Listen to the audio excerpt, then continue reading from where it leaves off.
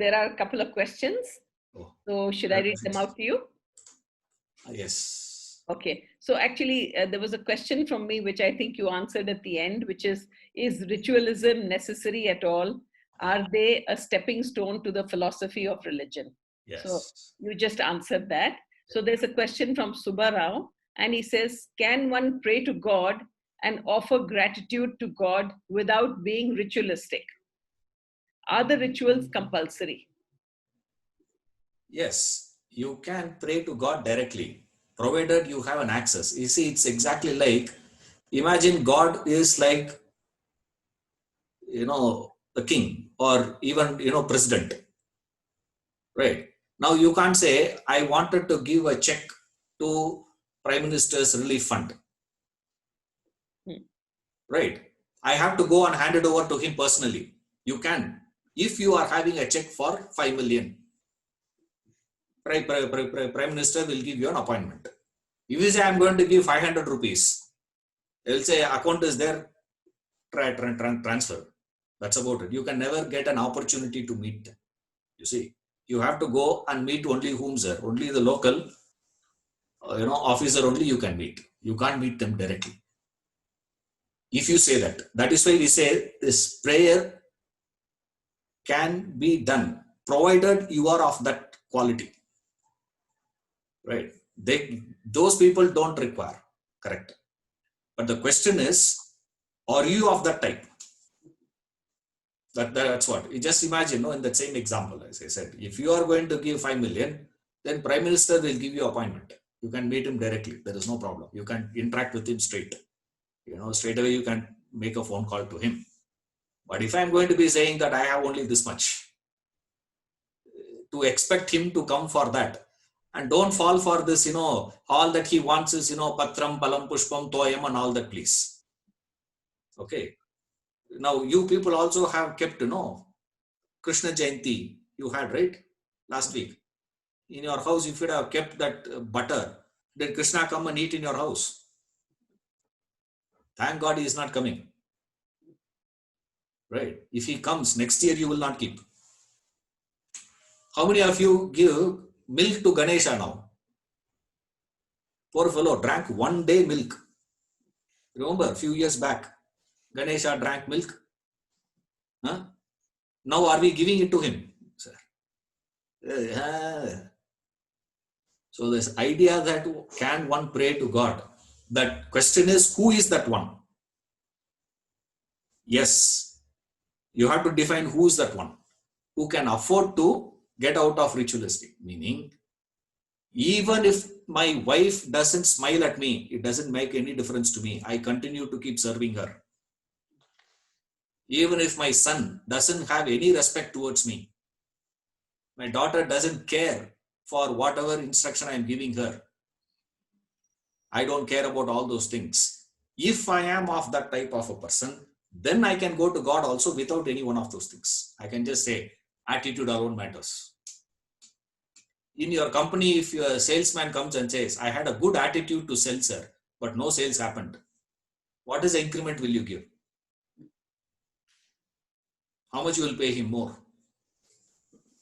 Now, you can't say, sir, in my office, I will do things only based on the production, based on what he produces, not based on his intention. If a wife were to say, I intended to make dinner for you, no dinner. Okay, then what is there on the plate? I'm sorry, you only said no. All that is required is what?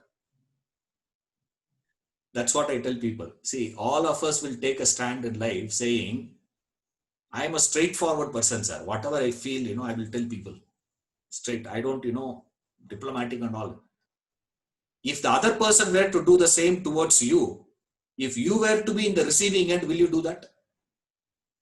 Will you be able to take it? You'll say what? No. I will be straightforward. I will tell directly, but others should not tell directly. You see? So we have to ask this question.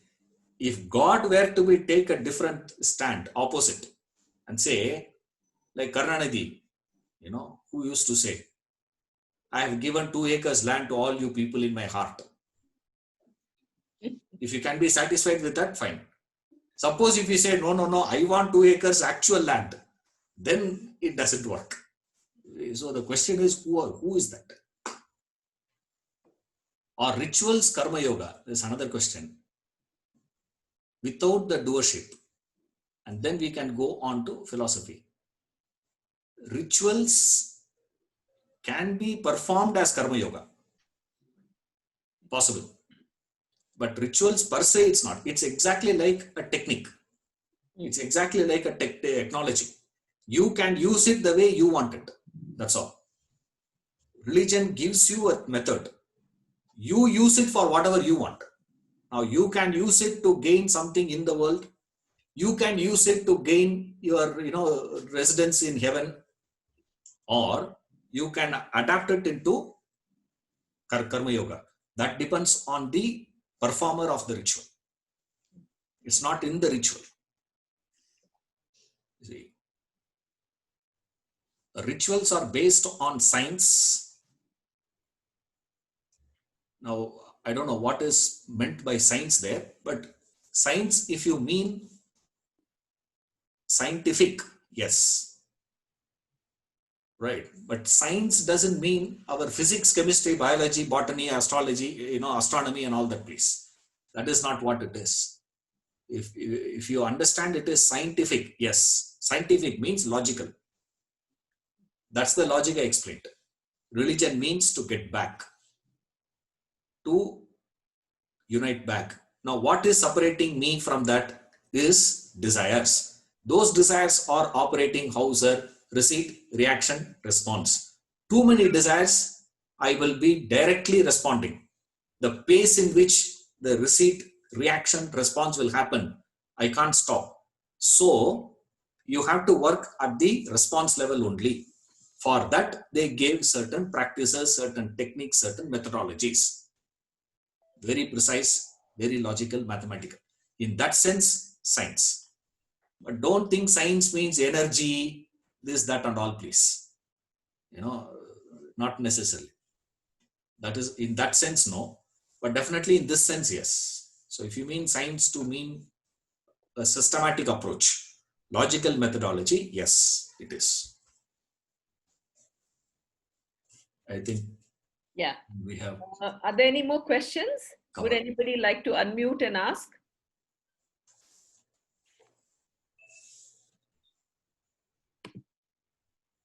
You're supposed to close at 8, right? That's right. Yeah. That's right. Okay. On time. Yeah, perfectly on time. Thank you so much. So, okay. Thank you so much, Ishwaranji. May I now call Prem, our director, to give the vote of thanks, after which I'll announce the forthcoming programs. Thank you once again, Ishwaranji, for this interesting topic and giving us a clear insight about the difference between spirituality, religion, and the actual ritual, what it actually means. So it's been a very interesting talk, and really thank you for it. In spite of your busy schedule, you're keeping time for Ritambara. So I really appreciate your gesture towards Ritambara, and hope you continue to give us such interesting topics going forward. Thank you. Thank you once again, and have a good day. Yes. Thank you so much. I will just tell you a little bit about the 3 new upcoming programs. On the 21st of August, Friday at 7 p.m., we have Mrs. Lavina Gidwani. She's an acclaimed spa and wellness veteran with global experience, and she'll be talking to us on the splendor of wellness, happy and healthy now. On Sunday, 23rd August, we have our usual yoga program by Umesh Dagatchi starting at 7 a.m. It's based on boosting your immunity. Also on 25th August, we have a very special program coming your way called Digital Detox, Wellness in a Digital World. It's brought to you by Shri Karan Vaidyaji, who is a postgraduate from MIT, and presently he's the Honorary Consul General of the Republic of Latvia in Nepal.